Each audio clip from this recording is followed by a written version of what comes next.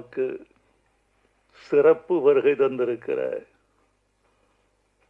தமிழ்நாடு வணிகர் பேரமைப்பின் பெருந்தலைவர், கருப்பு நெருப்பு என்று எங்களால் அழைக்கப்படும் விக்கிரமராஜா அவர்களே, தயாரிப்பாளர் ராஜேந்திரன் அவர்களே, இயக்குனர் ஆதி ஆறுமுகம் அவர்களே, படத்தில் பங்கு கொண்ட கலைஞர்களே, படக்குழுவைச் சேர்ந்த நண்பர்களே, மேடையில் அமர்ந்திருக்கும் மேன்மைக்குரிய பெருமக்களே, இந்த விழாவில் பனை படத்தினுடைய பாடல்களை பாராட்ட வந்து என்னுடைய ஆதி வரிகளையெல்லாம் இந்த அவைக்கு எடுத்து சொல்லி என்னையும் களிப்புறச் செய்திருக்கிற இயக்குனர் அரவிந்தராஜ், பேரரசு, அம்மையார் வடிவுக்கரசி அவர்கள், இன்னும் பெருமைக்குரிய பெருமக்கள் அனைவருக்கும் என் அன்பான வணக்கத்தையும், ஊடக நண்பர்களுக்கும்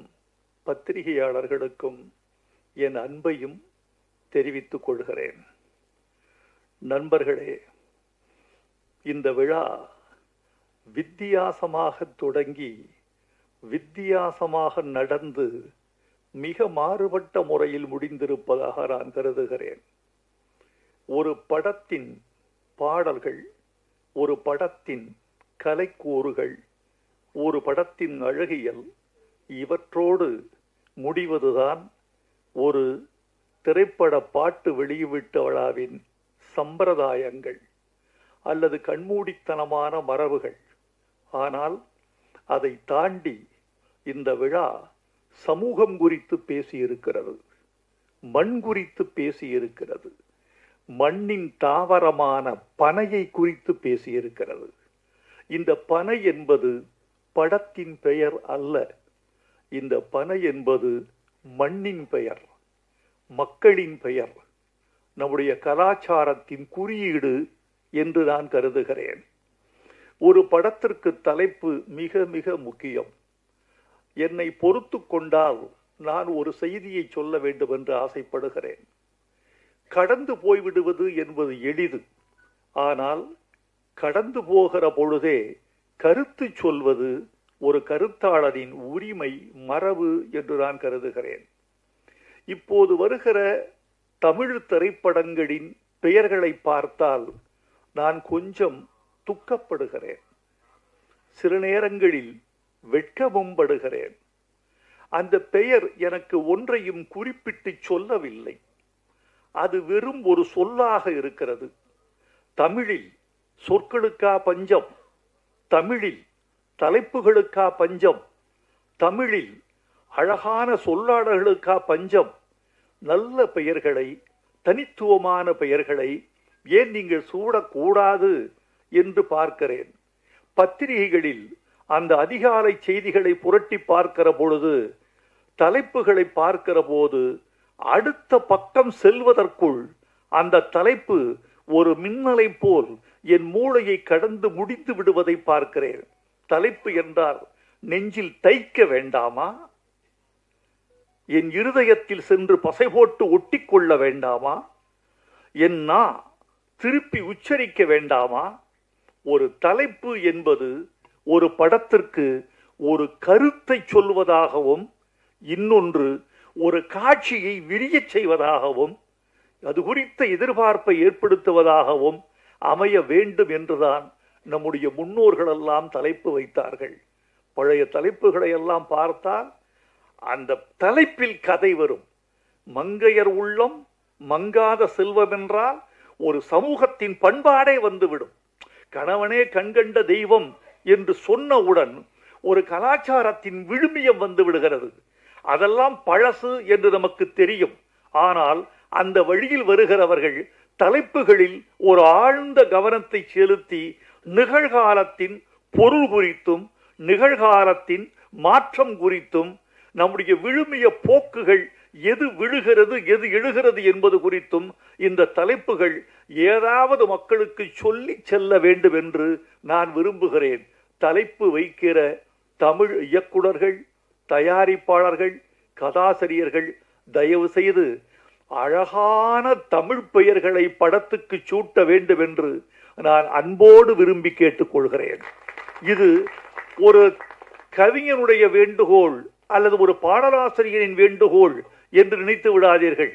இது தமிழ் மக்களின் வேண்டுகோள், பாமரனின் வேண்டுகோள், உழவனின் வேண்டுகோள், மூட்டை தூக்குகிற தொழிலாளியின் வேண்டுகோள், விறகு வெட்டியின் வேண்டுகோள். அவன் தமிழோடு இருக்க வேண்டும் என்று விரும்புகிறான். நீங்கள் தள்ளி நிற்கிறீர்கள். நான் உங்களை கேட்கிறேன், ஒரு தலைப்பை மாறுபட்ட முறையில் தமிழுக்கு விரோதமாக வைத்து அந்த படம் வெற்றி பெற்று விட்டது என்று நீங்கள் சொன்னால் நான் ஏற்றுக்கொள்கிறேன். வெற்றியும் பெறுவதில்லை, பிறகு ஏன்? இந்த படத்திற்கு எனக்கு கதை சொன்ன இயக்குனர் இந்த படத்திற்கு விதை என்று பெயர் வைத்திருக்கிறேன் என்று சொன்னார். நான் சொன்னேன், விதை நல்ல பெயர்தான், ஆனால் நீங்கள் சொல்ல விரும்புகிற கதையை விட்டு விதை தள்ளி நிற்கிறது. எனவே இந்த படத்தின் ஒட்டுமொத்த இருதய துடிப்பும் தலைப்புக்குள் வர வேண்டும் என்றால் தம்பி பனை என்று பெயர் வைக்க வேண்டும் என்று சொன்னேன். அவர் உடனே ஏற்றுக்கொண்டார்.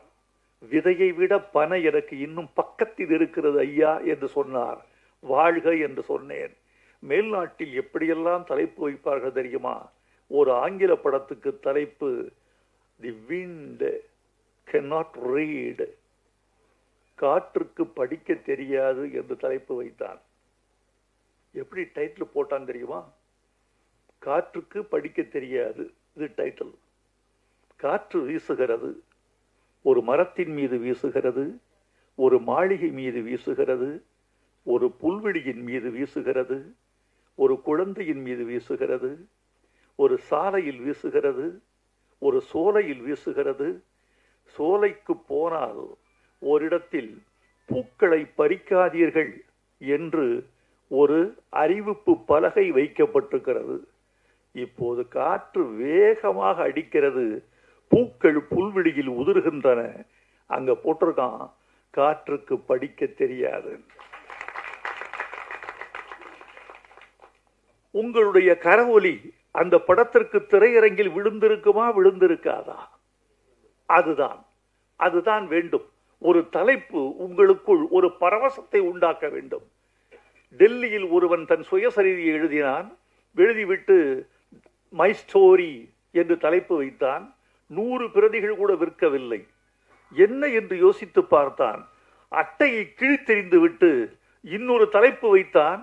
ஒரே நாளில் 3000 பிரதிகள் விற்று விட்டன. அவன் வைத்த தலைப்பு மை ஸ்டோரிகிறத மாத்தி என் மகனின் தந்தையின் கதைன்னு வச்சான். அது அவன் கதை தான்,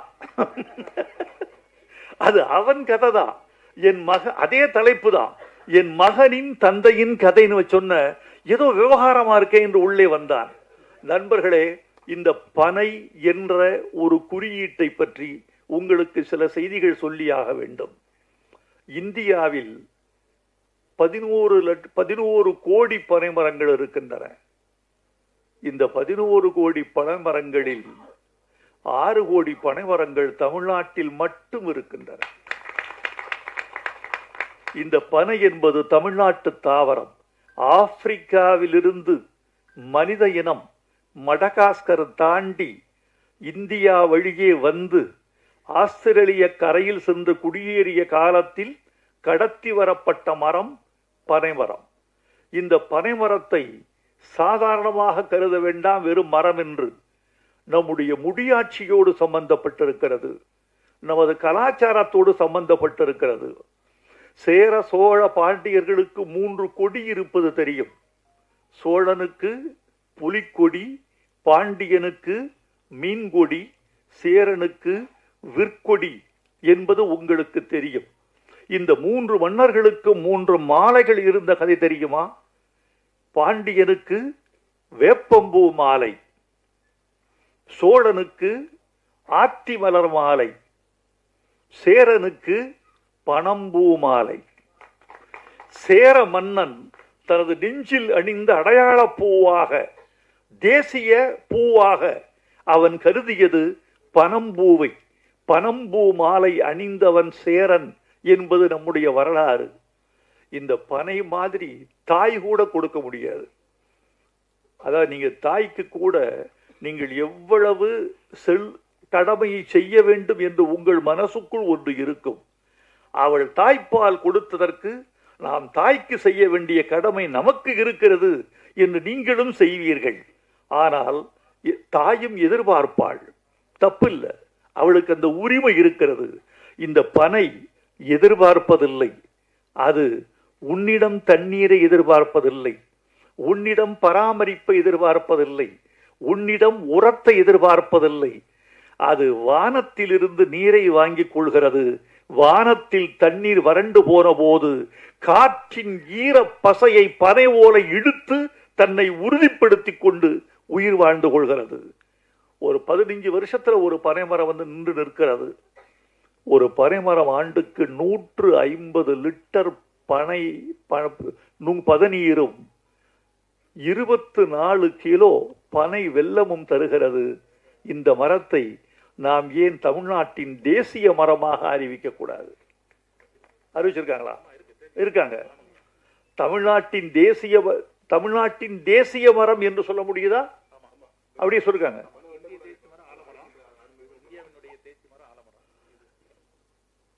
பனைமரத்தை தமிழ்நாட்டின் தேசிய மரமாக அறிவித்துவிட்ட செய்தி சொல்லுகிறது பனைமரம் எவ்வளவு இந்த நாட்டில் உணரப்பட்டிருக்கிறது என்று. இந்த பனைமரத்தை நாம் வெறும் தலைப்பாக மட்டும் கருத வேண்டாம் தோழர்களே.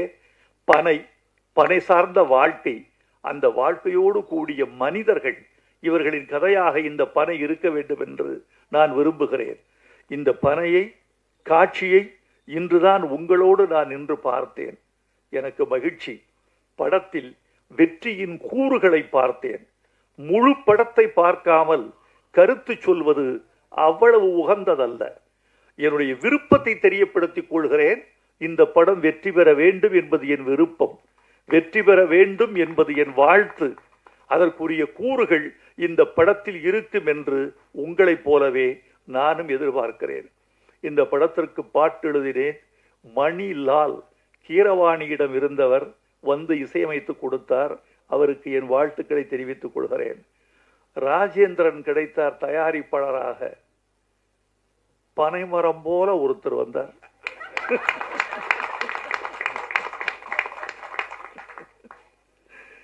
பனைமரம் போல ஒருத்தர் வந்து நான் பனை எடுக்கிறேன் என்று வந்தார். உங்களுக்கு என் வாழ்த்துக்கள் ராஜேந்திரன். தொடர்ந்து நீங்கள் படம் செய்ய வேண்டும் என்று நான் விரும்புகிறேன். இந்த படத்தின் பாடல்கள் எனக்கு ரொம்ப மகிழ்ச்சி. அரவிந்தராஜும் பேரரசும் இந்த படத்தை வாழ்த்த வந்த பொழுது அவர்கள் தமிழ் பாடல்களை கொண்டாடிய போது நான் மகிழ்ந்து போனேன். ஒரு கலைஞருக்கு எது தெரியுமா மிகவும் மகிழ்ச்சி? இவர்கள் கொடுக்கிற பொன்னாடை, பூமாலைகள், தங்கச் சங்கிலிகள், இவைகளெல்லாம் ஒரு கலைஞனுக்கு பெரிதல்ல. இவைகளால் அவன் பூரித்து போக மாட்டான். அவன் விரும்புவதெல்லாம் ஒரு மேடையில் ரசிகனின் கரவொலி. அந்த கரவொலிக்கு இடையான சங்கீதம் வேறொன்றும் இல்லை. ஒரு மனிதனை உயிர்ப்பிக்கிற சங்கீதம் கரவொலி. அது எல்லோருக்கும் கிடைத்து விடுவதில்லை. அடுத்து அவனுடைய கலையை புரிந்து கொள்ளுதல். என் கலையை நீ புரிந்து கொண்டாய் என்பதுதான் எனக்கு வெற்றி.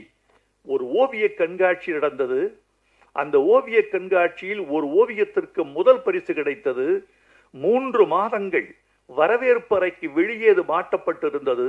அதற்கு கீழே ஒரு நோட்டு புத்தகம் வைக்கப்பட்டது, பேரேடு. அந்த பேரேட்டின் கீழே எல்லோரும் எழுதி போனார்கள், இந்த ஓவியம் என்னை மயக்குகிறது, ஓவியருக்கு என் முத்தம், இந்த வண்ணங்கள் எனக்கு வேறேதோ சொல்லுகிறது. விதவிதமாக எழுதினார்கள். சற்றே விட்டால் இந்த ஓவியன் ரவிவர்மனை தொட்டு விடுவான் என்றெல்லாம் எழுதி வைத்து விட்டு போனார்கள். 3 மாதம் கழித்து அந்த ஓவியனுக்கு பாராட்டு விழா. அவன் வந்தான். வந்தவன் ஓவியத்தை பார்த்தான். பார்த்து விட்டு சொன்னான், அட பாவிகளே, 3 மாதமாக என் ஓவியத்தை தலைகீழாகவா மாட்டி வைத்திருந்தீர்கள்?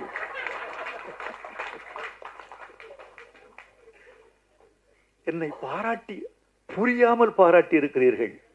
என் ஓவியத்தை புரிதல் தான் நான் கேட்கிற முதல் பரிசு. எனக்கு விருதெல்லாம் என் ஓவியம் ரசிக்கப்பட்டு விட்டது, தூய்க்கப்பட்டு விட்டது, என் கலையின் ஜீவனாடி அறிந்து கொள்ளப்பட்டு விட்டது என்பதுதான் ஒரு கலைஞன் வேண்டுகிற மிகப்பெரிய யாசகம். அந்த யாசகத்தை நான் இவர்களுக்கு கேட்கவில்லை. ஆனால் இந்த பெருமக்கள் எல்லோரும் சொர்க்கோ, பேராசிரியர் சொர்க்கோ தமிழ்நாட்டில் ஒரு முக்கியமான பேச்சாளர், பேராசிரியன், நல்ல பாடலாசிரியன், நல்ல எதிர்காலம் உள்ளவர். அரவிந்தராஜ் ஊமை விழிகள் செய்தவர். பேரரசு தமிழ்நாட்டு இயக்குநர்களின் முன்னணி இயக்குநர்களில் முக்கியமானவர். இவர்களெல்லாம் தமிழுக்கு ரசிகர்களாக இருக்கிறார்கள் என்பது எவ்வளவு பெரிய விஷயம். பாட்டை புரிந்து கொள்வதற்கு கொஞ்சம் தமிழின் விசாலம் வேண்டும். நான் தமிழர்களை எல்லாம் தமிழை ரசிக்கிறார்கள் என்றுதான் நம்புகிறேன். நான் நம்புவதற்கு காரணமே, தமிழ்நாட்டு மக்கள் பழமொழிகள் படித்து வந்தவர்கள், விடுகதை போட்டு வந்தவர்கள். எழுத்தறிவு இல்லாதவன் கூட தமிழோடு உறவாடி வந்திருக்கிறான் தமிழ்நாட்டில். அவனை கேட்டால் விவாதிப்பான், அவனை கேட்டால் விமர்சிப்பான், அவனை கேட்டால் பழமொழிகளில் பதில் சொல்வான், அவனை கேட்டால் விடுகதைகளிலும் சிக்க வைப்பான். அப்படி தமிழன் தன்னுடைய வாழ்வோடு தமிழோடு ஊறி வந்திருக்கிறான். எனவே இந்த தமிழும் அவனுக்கு புரியும் என்று நம்பிக்கையில் கொண்டுதான் வந்திருக்கிறேன். சில பேருக்கு புரிவதில்லை, அந்த இடத்தில் தமிழ் நிலைப்பதில்லை. ஒன்று சொல்லுகிறேன், திரைப்பட பாட்டை நான் எப்படி நினைக்கிறேன் தெரியுமா? வாழைப்பழத்துக்கும் ஆப்பிளுக்கும் ஒரு வேறுபாடு உண்டு. உங்களுக்கு தெரியும், ஆப்பிள் கொஞ்சம் பணக்காரர்களின் பழம், வாழை கொஞ்சம் ஏழைகளின் பழம். வியாபாரிகள் சங்க தலைவரை வைத்துக் கொண்டு அவருக்கே பாடம் எடுத்துக் கொண்டிருக்கிறேன். ஒன்று சொல்லுவார்கள், திரைப்பட ஏழைகளின் ஆப்பிள் வாழைப்பழம் என்பது பழமொழி. நான் பாமரர்களின் கவிதை திரைப்பட பாட்டு என்று நினைக்கிறவன். வாழைப்பழம் எப்படி ஏழைகளுக்கு ஆப்பிளின் சக்தியை கொடுக்கிறதோ, பாமரர்களுக்கு கவிதையின் சக்தியை கொடுக்கிறது. நீங்கள் கொஞ்சம் புரிந்து கொண்டால் உங்கள் மூளை விசாலப்படும், உங்கள் ரசனை அகலப்படும், உங்கள் வாழ்வு செழுமை உறும், உங்கள் இதயம் மகிழ்வுறும். உதாரணமா ஒரு பாட்டு, இது புரிஞ்சுக்கிட்டு இருக்கீங்களா? மலர்களை போல் தங்கை உறங்குகிறாள் என்று கவிதை வெடித்தார் கவியரசர் கண்ணதாசன். அதில் ஒரு வரி, தங்கைக்கு திருமணமாகிறது, வளர்கிறாள், போகிறாள், வரவேற்கப்படுகிறாள், இப்படி பாட்டு போகுது. தங்கையின் எதிர்காலம் குறித்து அண்ணன் கனவு காண்கிறான். அப்ப சொல்றான், பூமணம் கொண்டவள் பால்மணம் கண்டாள். இந்த பொருள் எத்தனை பேருக்கு புரிஞ்சிருக்கு? பூமணம் கொண்டவள் பால்மணம் கண்டாள். ஒரு கவிஞன் 10 மாதத்தை 4 வார்த்தைகளில் கடக்கிறான். பூமணம் கொண்டவள், மலர் சூடிக்கொண்டாள் மணவாளனால், பூமணம் கொண்டவள், 10 மாதத்துல குழந்தை பிறந்துருச்சு, பால் மணம் கண்டாள். அந்த 10 மாதத்தை 4 சொற்களில் கிடக்கிறான் கவிஞன். இதை புரிந்து கொள்கிற போது மொழி மீது காதல், கவிஞன் மீது காதல், நம் மீதே காதல், நம் கலாச்சாரத்தின் மீது ஒரு பெரிய செறிவு விரிவு இதெல்லாம் வருகிறது. கன்னத்தில் ஒன்னே ஒன்னு கடனாகத்தாடா, கல்யாண பரிசுல என்ன அர்த்தம்? கன்னத்தில் ஒன்னே ஒன்னு கடனாகத்தாடா, கடன் தந்தால் என்ன அர்த்தம்? திருப்பி தரணும். கன்னத்தில் ஒன்னே ஒன்னு கடனாகத்தாடா, கடனா கொடுத்துட்டு, நான் திருப்பி தரணும் இல்ல, நான் வட்டியும் போட்டுல கொடுப்பேன். நீ ஒரு முத்தம் கொடுத்தால் நான் திருப்பி 1, வட்டி 1, நான் 2 முத்தம் கொடுப்பேன். கன்னத்தில் இதெல்லாம் இவ்வளவு அழகு இருக்கு. இப்போது நான் சொன்ன பிறகு இந்த சபை கைதட்டுவதை பார்த்து நீங்கள் புரிந்து கொண்டால் உங்களுக்கு நீங்களே கைதட்டிக் கொள்ள மாட்டீர்களா? உங்களோடு சேர்ந்து தமிழும் கைதட்டாதா? இது பட்டுக்கோட்டை பாட்டு. வாலி எழுதினாரு. வளையல் போட வர்றாரு கல்யாண பொண்ணுக்கு. கல்யாண பொண்ணு கண்ணான கண்ணுன்னு ஒரு பாட்டு. அதுல பொண்டாட்டி புருஷன் 2ஆக இருந்தால், இது வரைக்கும் தான் தெரியும், பொண்டாட்டி புருஷனுக்கும் பொண்டாட்டிக்கு சண்டை, 2 பேரும் ஒன்னா இருக்கணும், ஆனா 2ஆ இருக்காங்க. இந்த வளையல் போட்டா என்ன ஆகும்? பொண்டாட்டி புருஷன் 2ஆக இருந்தால் சராசரியா எப்படி எழுதுவான் ஒருத்தன்? 1ஆக செய்யும் வளையல், அப்படித்தான் எழுதுவான். பொண்டாட்டி புருஷன் 2ஆக இருந்தா 1 சேர்த்துரும் 2 பேரையும், அப்படித்தான் எழுதுவான். வாலி எழுதினாரு, பொண்டாட்டி புருஷன் 2ஆக இருந்தால் 3ஆக செய்யும் வளையல். குழந்தை பிறந்துருமா? இந்த வளையல் சத்தம் அவளை அந்த வளையல் சத்தத்தின் சிணுங்கலில் அவள் எழுப்புவதும், அவள் முனகுவதும், அவள் அழைப்பதும், அவள் ஆரவாரம் செய்வதும், அவள் கொஞ்சச் செய்வதும், அவள் மிஞ்சி செய்வதும், 2 பேருக்கும் ஒரு காதல் வளர்வதும், காதல் கலவியில் முடிவதும், அது குழந்தையில் சென்று வளர்வதும் இந்த ஒரு வளையலால் நடக்கும்னு சொல்றான். இந்த வளையல் ஓசை என்னென்ன பயணம் செய்யுது, இதெல்லாம் இந்த 2ஆக பொண்டாட்டி புருஷன் 2ஆக இருந்தா 3ஆக செய்யும் வளையல் என்று சொல்லுகிற போது ஒரு ஓசை கேட்கிறது. அந்த ஓசையின் வெளியே ஆசை வழிந்து 3ஆவது குழந்தை பிறந்து விடுகிறது சொல்றான். இவ்வளவு இருக்கு இந்த படத்துல. பாட்டு எழுதியிருக்க ஒரு பாட்டு. இந்த பொண்ணு நல்லா நடிச்சிருக்கீங்கம்மா, நீங்களும் நல்லா இருக்கீங்க தம்பி. அந்த பொண்ணை பக்கத்தில் ஒரு அழகான பெண்ணை வைத்துக் கொண்டு நீங்க அதை கவனிக்காமல் போறது மாதிரி ஒரு தண்டனை வேறு எதுவுமே கிடையாது. அதை நீங்க ரொம்ப அலட்சியப்படுத்திருக்கீங்க, ரொம்ப அழகா. அதுல ஒத்த பனைமரமா நான் ஒத்தையில நிக்கிறேனே, புத்திகெட்ட அத்த மகன் புலம்ப விட்டு போறானே. இது ஒரு பெண்ணினுடைய ஏக்கம். இந்த முதல் வரி ஒத்த பனைமரமான்னு ஏன் சொன்னான்? ஒத்த பனைமரமான்னு ஏன் சொன்னான்? இந்த ஒத்த பனைமரம் என்கிற முதல் வரியில் இங்க வச்சேன் இல்லையா, இதுக்கு ஒரு விடுகதை. ஒத்த பனைமரமா ஒத்தையில நிக்கிறனே, புத்தி கெட்ட அத்த மகன் புலம்ப விட்டு போறானே. இந்த முதல் வரிக்குடைய விடுகதையை கடைசி வரியில விட சொல்லியிருக்கேன். ஒருதலையா காதலிச்சா ஒண்ணு சேர முடியாது, ஒத்த பனைமரையில் ஊஞ்சல் கட்ட முடியாதுன்னு சொல்லியிருக்கேன். மரியாதைக்குரிய தென்னகத்தில இந்த பனைமரத்தை எப்படி நாம் பயன்படுத்த இருக்கிறோம், எப்படி பயன்படுத்த வேண்டும், இதை விட்டு விலகிவிடக் கூடாது என்பதை மக்கள் மனதிலே ஒரு நிலைநிறுத்த வேண்டும் என்பதற்காக மரியாதைக்குரிய அருமையண்ணன் எம் ராஜேந்திரன் அவர்கள் இந்த படத்தை சிறப்பாக தயாரித்து இந்த நிகழ்ச்சிக்கு தலைமையேற்று நடத்துகின்ற மரியாதைக்குரிய கவி பேரரசர் பாசத்திற்கும் மரியாதைக்குரிய அண்ணன் வைரமுத்து அவர்கள் தலைமையேற்று இந்த நிகழ்ச்சியிலே பங்கேற்றிருக்கின்ற மேடையில் இருக்கின்ற அனைத்து நட்சத்திரங்கள், இயக்குநர்கள், திரைப்பட நட்சத்திரங்கள், தமிழ்நாடு வணிக சங்க பேரமைப்பினுடைய மாநில பொருளாளர் AM சதகத்துல்லா உள்ளிட்ட அனைத்து நிர்வாகிகள், இதை எடுத்து வெளியிட வருகின்ற ஊடக பத்திரிகை நண்பர்கள், இதை பார்த்து கொண்டிருக்கின்ற அனைத்து சகோதரர்களுக்கும் என்னுடைய சார்பாகவும் தமிழ்நாடு வணிக சங்க பேரமைப்பின் சார்பாகவும் வாழ்த்துதனை தெரிவித்துக் கொண்டு,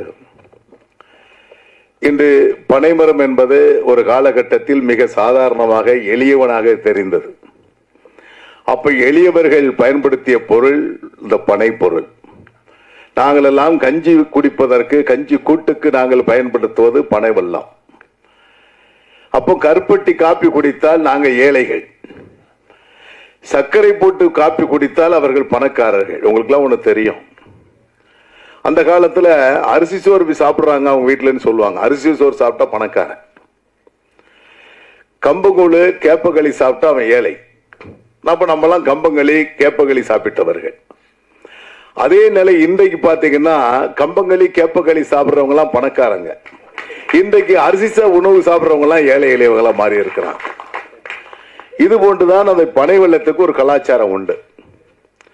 இந்த பனை மரம் என்பது நாங்கள் எல்லாம் ஆண்டு அனுபவித்தவர்கள். நாங்கெல்லாம் சிறு வயதில கிட்டத்தட்ட ஒரு 20-30 பேர் எங்க வீட்டுல அந்த பனை ஏறி அந்த பதநீரை கொண்டு வருவார்கள். என்னுடைய தாயாருடைய பணி என்பது அதை காய வைத்து பனவெல்லமாக உருவாக்கப்பட்டு பெரிய பரன் அடிக்கிறோம். எங்க ஊர்கள்லாம் பாத்தீங்கன்னா பரன் மேலதான் அடுக்குவோம். அந்த பரன் மேல பனவெல்லத்தை அடுக்கி அதற்கு பிறகு இந்த கோடை காலத்துல விற்பனை செய்வாங்க எங்க அம்மா. எங்க அம்மா செய்யற வேலையை இப்போ என்னுடைய மனைவி செய்ய முடியுமா, என்னுடைய மகா செய்ய முடியுமா? முடியாது. அதே பனைமரம் என்பதை நீங்க சொன்னீங்க, அண்ணன் பேரரசு சொன்னாங்க, நிறைய விஷயங்களை எல்லாருமே சொன்னாங்க. பனைமரம் தான் எங்களுக்கு செருப்புக்கு நாங்க அந்த பனைமரத்தினுடைய அந்த இது இருக்கும், அதாவது பனைமரம் ஓலை அந்த முனைஞ்சி பனை செருப்பா நாங்க போட்டுக்கிடுவோம், செருப்பாக அமையும். படுப்பதற்கு கட்டிலாக அது சட்டமாக அந்த மரத்தை சட்டமாக்கி கொள்ளுவோம். அந்த நாரை வைத்து இப்பெல்லாம் பிளாஸ்டிக்ல பின்னி இது பண்ணுவோம், ஆனால் அந்த பனை நாரை பின்னி படுப்பதுதான் அந்த கட்டில். அந்த கட்டில படுத்தீங்கன்னா அவ்வளவு சுகமா இருக்கும். சரியாவல கோடை வெயில்ல நாங்களாம் என்ன செய்வோம்னா பனைமரத்தினுடைய செய்யப்பட்ட அந்த கட்டில நனைச்சிருவோம். அப்படியே ஒரு அரை பக்கெட் தண்ணி ஊத்துனா நல்லா நனைஞ்சு போயிடும். அப்படியே படுத்தீங்கன்னா அதான் ஏசிங்க. அந்த ஏசி இப்ப காசு கொடுத்தாலும் கிடைக்காது. எல்லா வகையுமே ஒரு துரும்பு கூட வீணாகாது. அந்த பனை ஓலையில முட்டாய் பெட்டி செய்வோம். அப்பெல்லாம் முட்டாய் பெட்டினா நீங்க தென்னகத்துல பாத்தீங்கன்னா ஏணிப்படி மிட்டாயின்னு சொல்லுவாங்க. அது அந்த பெட்டியில ஓலை பெட்டி தான் போட்டு கொடுப்பாங்க. நீங்க சென்னைக்கு வரும்போது திருநெல்வேலியில வந்து ட்ரெயினை பாத்தீங்கன்னா ஒரு வாசம் இருக்கும். அந்த மிட்டாய் வாசம் இருக்கும், அந்த பனை ஓலை வாசம் இருக்கும். அந்த பனை ஓலையை சாப்பிட்டா அந்த அளவிற்கு அனைத்து உணர்வுகளையும் நாம் வெளிப்படுத்த முடியும். அதே இயக்குனர் பேரரசு சொன்னாங்க, அந்த பனை ஓலையில 17 குடிப்பு என்பது அவ்வளவு சுகம். நீங்க நொங்கு பாத்தீங்கன்னா எல்லா சென்னையில எல்லா இடங்களும் நொங்கு மக்கள் சாப்பிட ஆரம்பிச்சுட்டாங்க. இப்பதான் வெளிநாட்டுக்காரன் ஆராய்ச்சி கண்டுபிடிச்சு, அமெரிக்காவில் ஒரு ஆராய்ச்சி கூடம் கண்டுபிடிச்சு சொல்றாங்க, பனை கிழங்கு சாப்பிட்டால் கேன்சர் வராது என்பதை கண்டுபிடித்து சொல்றாங்க. பனங்கிழங்குக்கு அவ்வளவு ஊத்திங்க. நாங்கெல்லாம் எங்க ஊருக்கு எந்த பகுதிக்கு சென்றாலும் பனங்கிழங்க நாங்கெல்லாம் ஒடிச்சு எங்க அம்மா என்ன பண்ணுவாங்கன்னா நல்லா காய போட்டு மண்பானையில போட்டு வச்சிருப்பாங்க. 365 நாள் எங்க வீட்டுல கிழங்கு இருக்கும். 365 நாட்களும் அப்பெல்லாம் அந்த குளிர்பதனம் செய்யப்பட்ட ஃப்ரிட்ஜ் கிடையாது எங்க வீட்டுல, அதெல்லாம் கிடையாது. எல்லாம் மண்பானை தான் நமக்கு தேவையான ஐட்டத்துல. அன்றைக்கு இந்த சுகாதாரம், அன்றைக்கு இருந்த உணவு இப்போ அப்படியே தலைகளை மாறி அன்னை சொன்ன மாதிரி பணம் கருப்பட்டி காப்பி என்று போர்டு போட்டு விற்கக்கூடிய நிலை ஏற்பட்டிருக்கு.